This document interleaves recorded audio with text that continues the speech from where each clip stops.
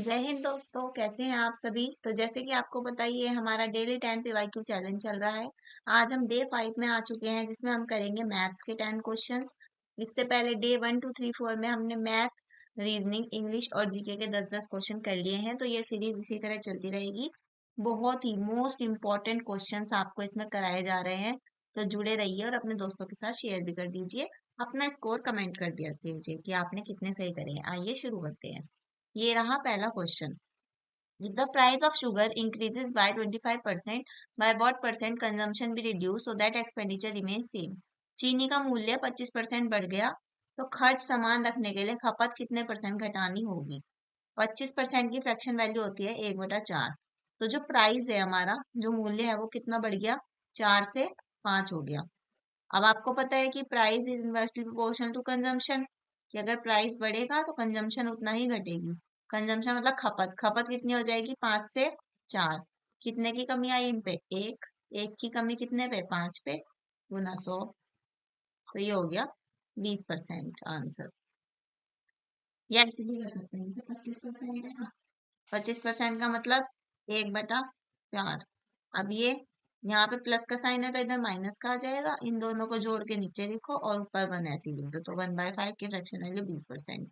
ये ट्रिक होती है। बाकी ये वाला मेथड अपना सदाबहार है, यही करो ज्यादातर। सेकंड क्वेश्चन, थोड़ा मार्कर को डार्क कर लेते हैं। नेक्स्ट क्वेश्चन है हमारा, A boat takes 6 hours to go downstream and 10 hour upstream. Find ratio of speed of boat to stream. एक नाव धारा के साथ 6 घंटे और धारा के विपरीत 10 घंटे लेती है। नाव और धारा की गति का अनुपात ज्ञात कीजिए। तो नाव की गति x है और धारा की गति y है। अगर धारा के साथ वो बहती है, मतलब कि डाउनस्ट्रीम बहती है। डाउनस्ट्रीम में स्पीड होती है x+y, और धारा के विपरीत यानी कि अपस्ट्रीम, अपस्ट्रीम में स्पीड होती है x-y, है ना, धारा के साथ और धारा के विपरीत। ठीक है, x-y। तो आपको क्या दिया है, 6 घंटे तो उसे डाउनस्ट्रीम जाने में लगते हैं और 10 घंटे अपस्ट्रीम जाने में लगते हैं। टाइम दिया है और स्पीड आपको पता है। Distance is equal to speed into time. तो डिस्टेंस तो सेम ही रहेगा इसे डाउनस्ट्रीम जाने में भी और अपस्ट्रीम जाने में भी। अगर हम डिस्टेंस को इक्वल रखे, देखो स्पीड पहले x+y गुना टाइम कितना लग रहा है, 6। उसके बाद स्पीड हुई x-y, टाइम कितना लग रहा है, 10। 2 3 जा 6, 2 5 जा 10। 3x plus 3y is equals to 5x minus 5y। 5x में से 3x गया, 2x is equals to 3y plus 5y, 8y। तो x अपॉन y कितना हो जाएगा, इधर लिखते हैं। x अपॉन y कितना हो जाएगा, 2 1 जा 2, 2 4 जा 8, 4 अपॉन में 1, 4:1 आपका आंसर आ जाएगा। बहुत इजी क्वेश्चन है, पर इस तरह क्वेश्चन काफी देखने को मिलता है। मैंने ईयर भी मेंशन किया है, कौन से ईयर में क्वेश्चन आए हुए हैं। Next, A sum becomes double in 5 years at simple interest. साधारण ब्याज पर कोई धन 5 वर्षों में दोगुना हो जाता है, कितने वर्षों में तिगुना होगा। ट्रिपल कितने वर्ष में होगा, ठीक है। तो देखिए डबल हो रहा है कितने ईयर्स में, 5 ईयर्स में। अब साधारण ब्याज पे तो यही अपना प्रिंसिपल बन जाएगा। तो तिगुना कब होगा, 5 दूनी 10, 10 साल में। डबल, इसके डबल साल में तिगुना हो जाएगा। साधारण ब्याज के क्वेश्चन ऐसे हो जाते हैं। बाकी आप इसको एक फॉर्मूले से भी कर सकते हैं। देखो एक फॉर्मूला होता है, n1 - 1 अपॉन में t1 is equals to n2 - 1 upon में t2। ये फॉर्मूला है। n1 हमारा क्या है, डबल्स, है ना, 2 - 1। टाइम कितना लग रहा है, 5 साल। n2 कितना है, 3, ट्रिपल है ना, 3 - 1, t2 हमको निकालना है। तो दो में से एक गया, 1/5 अपॉन में 2/t2। t2 निकालेंगे अगर हम, तो t2 इधर आ जाएगा, 5 × 2 10 ईयर्स। ठीक है, इस तरह से ये ट्रिक वाला मेथड, ये इसका फॉर्मूला है और ये डायरेक्ट मेथड है। Next question, if sine theta plus cos theta is equal to √2 theta निकालना है। तो थीटा इनमें से कुछ भी रख के देख लो। हम थीटा इज इक्वल टू 45 रखते हैं, क्योंकि 45 से ही आंसर आएगा। Sine theta, sine 45 1/√2 plus cos 45 1/√2, कितना हो जाएगा, 2/√2। इसको रेशनलाइज करेंगे, √2 अपॉन √2, 2√2 अपॉन में 2, 2 से 2 कटेगा तो √2 आंसर। तो यही हमें चाहिए था, तो 45 डिग्री सही हो जाएगा।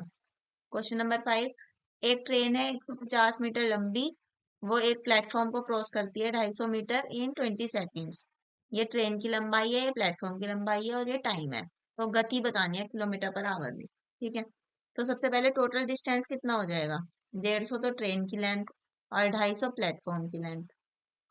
0, 5, 5, 10, 1, 3, 4। ठीक है, टाइम दिया है 20 सेकेंड। स्पीड कैसे निकालते हैं? डिस्टेंस अपॉन में टाइम। 400 अपॉन में 20, कितना आ जाएगा? 20 आ गया। ये 20 आया है मीटर पर सेकंड में। इसको किलोमीटर पर आवर में बदलने के लिए किससे गुना करेंगे? 18/5 से।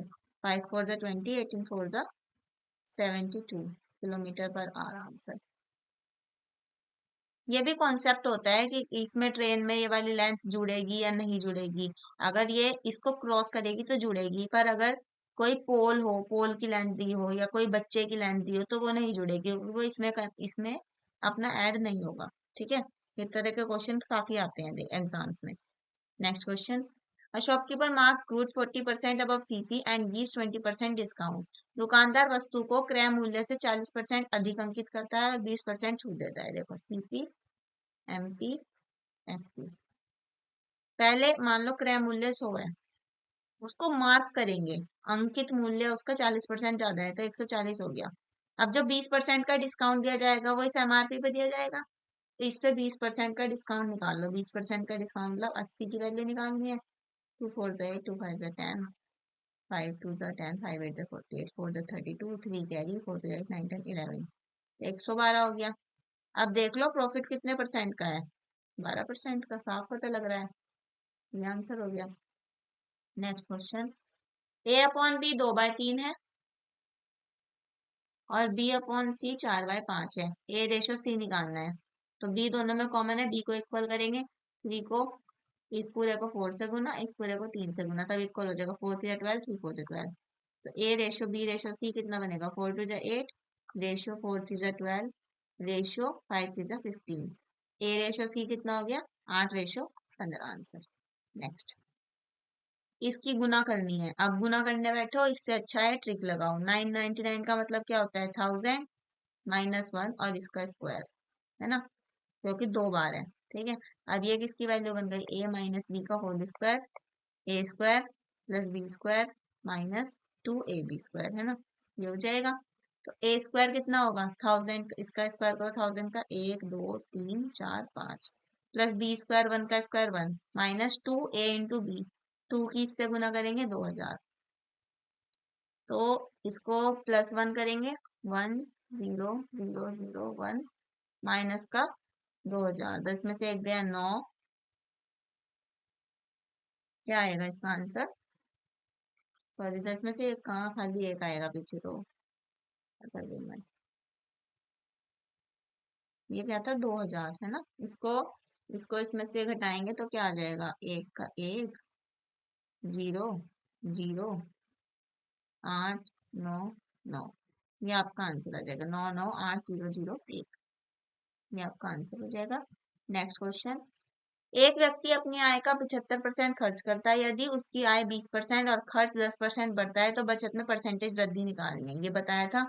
यहाँ पे लिखते हैं एक्सपेंडिचर, यहाँ लिखते हैं सेविंग, और बीच में आती है इनकम की इंक्रीज और डिक्रीज, और नीचे आता है रेशियो। तो एक्सपेंडिचर, एक्सपेंडिचर पहले इनकम दी है 20% बढ़ गई, उसे लिख लेंगे बीच में, 20% बढ़ गई। एक्सपेंडिचर इंक्रीज बाय 10%, एक्सपेंडिचर जो है खर्चा है वो 10% से बढ़ गया। सेविंग का इंक्रीज हमें निकालना है, X% हमें निकालना है। रेशियो क्या होगा? 75% उसने खर्च कर दिया, 75 खर्च कर दिया, तो सेविंग कितनी की? 25 की। 25 से कम 25, 25 दिया 75। अब इसको सॉल्व करेंगे, 10 दिया 30, प्लस एक्स बन जा, एक्स अपॉन में 3 + 1 4 इज इक्वल्स टू 20। ये 20 इधर, 30 plus x is equals to 20 into 4 80, x is equals to 8, 80 में से 3 गए 50%। तो 50% की वृद्धि हुई है बचत में। ये 2023 में आया हुआ है। ये तो क्वेश्चन सदाबहार है, हर बार आता है हर एक एग्जाम में। Next. Next and last question for the day. Pipe ए और बी टंकी को क्रमशः 20 और 30 मिनट में भरते हैं। दोनों साथ खुलते हैं। कितने समय बाद बी बंद किया जाए कि टंकी 15 मिनट में भर जाए? ठीक है, पहले देखो, ए 20 मिनट में भरता है और बी 30 मिनट में भरता है। इनका एलसीएम लिया 60, 20 दिया ये 2, तो ये होगी इनकी एफिशिएंसी, ए की 3 और बी की 2। अब इन्होंने कहा कि 15 मिनट में बढ़ना है, तो मतलब ए तो पूरे 15 मिनट चला होगा, 3 की एफिशिएंसी से ए पूरे 15 मिनट चला है, प्लस बी का हमें टाइम निकालना है, 2 की एफिशिएंसी से बी कितने टाइम चलता है ये हमें निकालना है, जिससे कि पाइप पूरा भर जाए। पाइप पूरा भरने का मतलब 60 हो जाए। 15 तिया 45 plus 2t is equals to 60। 2t is equals to 60 में से 45 घटाएंगे, 2t इज इक्वल्स टू 10 में से 5 गया 5, 5 में 4 गया 1, तो t इज इक्वल्स टू कितना आ जाएगा, 15/2, 7.5 मिनट्स। ये आपका आंसर हो गया। तो ये थे आज के 10 क्वेश्चंस। लाइक और शेयर कर दीजिए, कमेंट कर दीजिएगा अपना स्कोर, जरूर कमेंट करना है कि आपका क्या स्कोर रहा है। सब्सक्राइब किए बिना जाना मत, ज्यादा से ज्यादा लोगों को इस सीरीज को शेयर करो, क्योंकि ये एक तरह का, क्या मैंने आपको बताया है, ये आपका है एक तरह का game, mood freshener. Mood freshener questions हैं ये, जो आपके एग्जाम में आपको डेफिनेटली हेल्प करेंगे। ओके, बाय बाय, पढ़ते रहिए, खुश रहिए। Will meet you in the next video.